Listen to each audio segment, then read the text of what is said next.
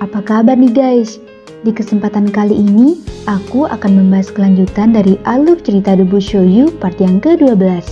Jadi, buat kalian yang belum nonton part-part sebelumnya, lebih baik kalian nonton dulu ya, karena linknya udah aku taruh di deskripsi video ini. Oke kalau gitu, tanpa panjang lebar, langsung aja yuk kita masuk ke alur ceritanya. Tapi sebelum itu, intro dulu.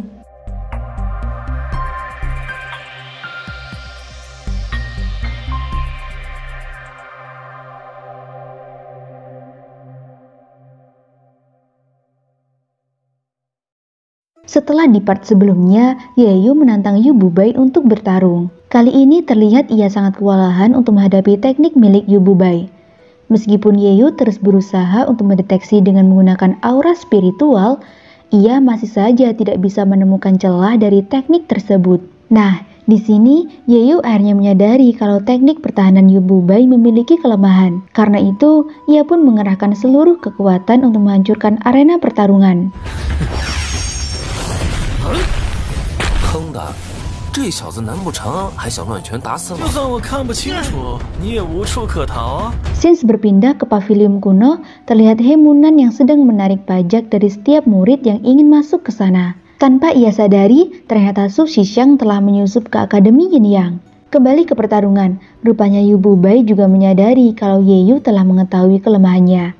Di sisi lain, Hemunan ternyata juga datang untuk menyaksikan pertarungan tersebut. Sedangkan dengan kepercayaan dirinya, Yeyu pun menghantam pukulan amarah Kaisar Barbar ke tanah untuk menimbulkan ledakan. Alhasil Yeyu pun akhirnya berhasil melumpuhkan pergerakan Yu Bubai. Karena itu, mau tidak mau Yu Bubai pun mengakui kekalahannya. Di saat yang bersamaan, rupanya Shang Guanze menyadari kalau Yeyu akan pingsan. Lantaran ia tahu kalau Yeyu hanya dapat menggunakan pukulan amarah Kaisar Barbar sebanyak 2 kali. Sontak Yu Bubai pun sangat kesal dengan kekalahannya. 叶雨打赢了于不败，服的，下回还得打，听见没有？叶雨根本打不出第二圈蛮荒路。喂，你居然耍诈！ Saat pagi tiba, Yeyu yang telah sadar melihat semua teman-temannya sedang berlatih. Tak lama kemudian, Hemunan pun datang dan berniat menepati janjinya untuk membawa Yeyu ke pavilion kuno. Sesampainya di tempat itu, Hemunan ternyata merasa kalau Yeyu memiliki tubuh yang istimewa. Karenanya, Yeyu pun berusaha untuk menutupinya dari Hemunan. Di sana, Hemunan rupanya kembali meminta 500 rumput roh bintang 3 kepada Yeyu. Setelah mendapatkan apa yang ia inginkan, Hemunan pun bertanya mengenai tingkat yang ingin Yeyu masuki. Alhasil Yeyu pun memilih untuk masuk ke tingkat Fan yang merupakan tingkat terendah di pavilion kuno. Akan tetapi tanpa sengaja, Hemunan malah mengirimkannya ke tingkat Xuan. 我弄错了，竟然让他进了玄层。 Scenes berpindah pada Liang Wufan yang sedang bersama dengan Song Liyan. Melihat mereka berdua, rupanya Du Qixi merasa iri dan ia pun memutuskan untuk pergi dari asrama. Tanpa diduga, ternyata Shi Jingyi dan Nanshu juga sedang menuju ke tempat tersebut, lantaran ia ingin bertanya mengenai keberadaan dari sang ayah. Rupanya Shi Jingyi mendapatkan informasi dari keluarga Gu yang mengatakan kalau sebelum ayahnya menghilang, ia sempat pergi ke pavilion Bitao. Meski Liang Wufan berusaha untuk meluruskan permasalahan tersebut, ternyata Shi Jingyi tetap tidak percaya dengan apa yang mereka katakan. Karena itu, ia pun akhirnya menyerang Du Qixi dan Liang Wufan. Melihat hal tersebut, Song Linyan tak tinggal diam dan ia pun maju untuk bertarung dengan Shi Jingyi.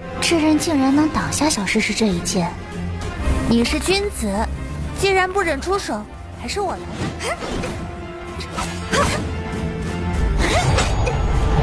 Namun rupanya Shi Jingyi menjadi sangat serius dalam pertarungan itu. Karenanya Liang Wufan maju untuk menolong Song Linyan. Dan di sini diketahui kalau ternyata Song Linyan berhasil memasukkan racun untuk melemahkan Shi Jingyi.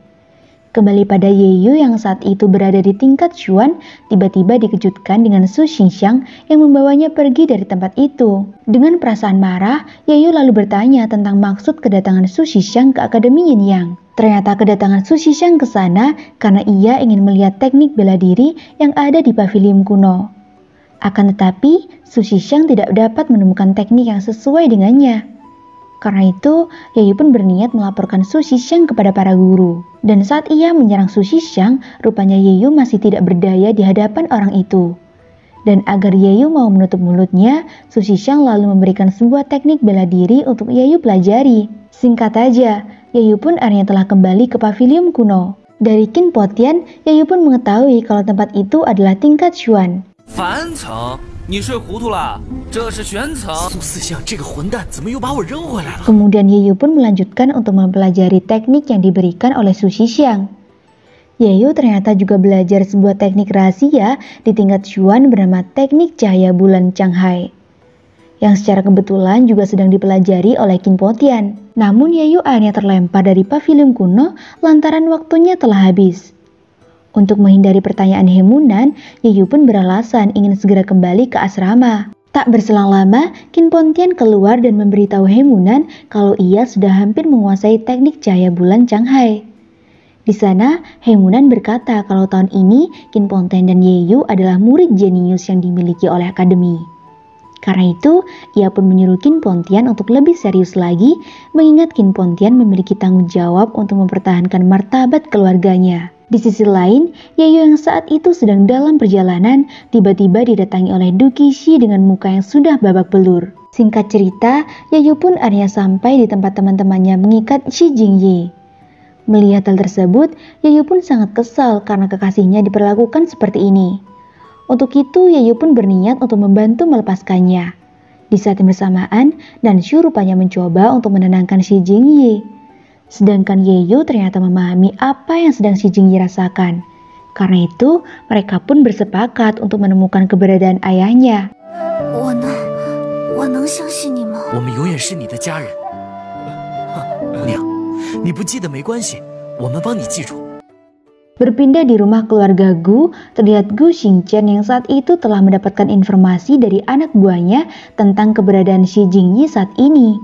Karena itu, ia pun meminta kepada anak buahnya tersebut untuk terus mengawasi Xi Jingyi dan mencegah Yeyu yang ingin mendekatinya. Tak berselang lama, sang ibu pun datang dan meminta Su Xingchen untuk segera membawa Xi Jingyi.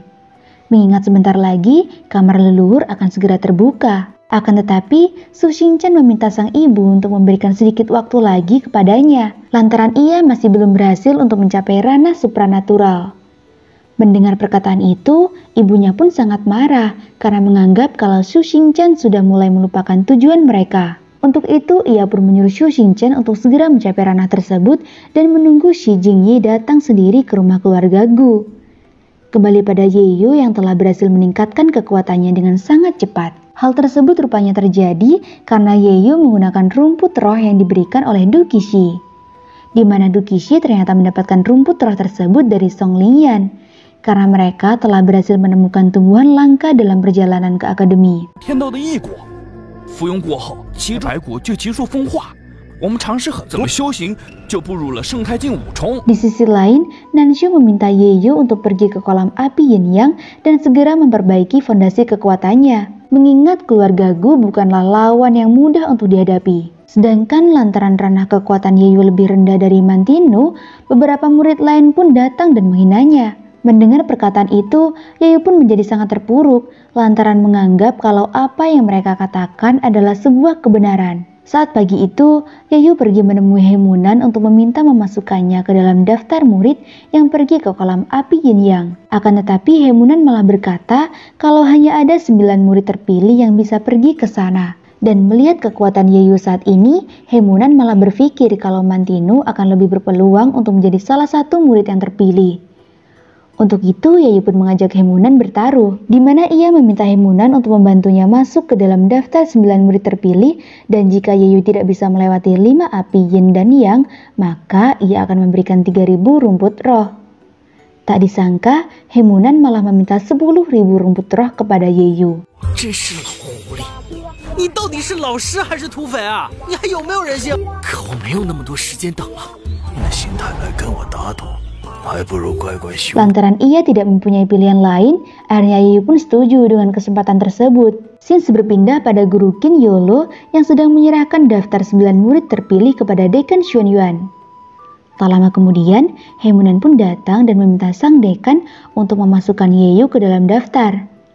Hal tersebut ia lakukan dengan alasan kalau Yeyu telah bertaruh bahwa ia akan bisa memasuki 5 api Yin dan Yang. Hemunan juga menambahkan kalau mereka akan mengetahui potensi kemampuan Yeyu dengan memasukkannya ke dalam daftar tersebut. Alhasil, Dekan Xuanyuan akhirnya menyetujui keinginan Hemunan itu. Berpindah pada Nanshu yang ternyata memberikan 300 pil spiritual kelas atas sebagai bekal Yeyu di dalam kolam api Yin Yang. Tak berselang lama, tiba-tiba Peng Zhengfeng datang dan menghina Yeyu.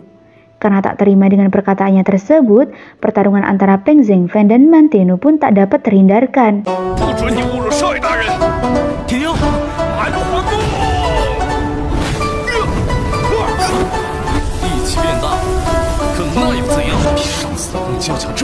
Dan bagaimanakah kelanjutan kisahnya akan berlanjut di part berikutnya. Jadi jangan lupa subscribe untuk notif berikutnya ya.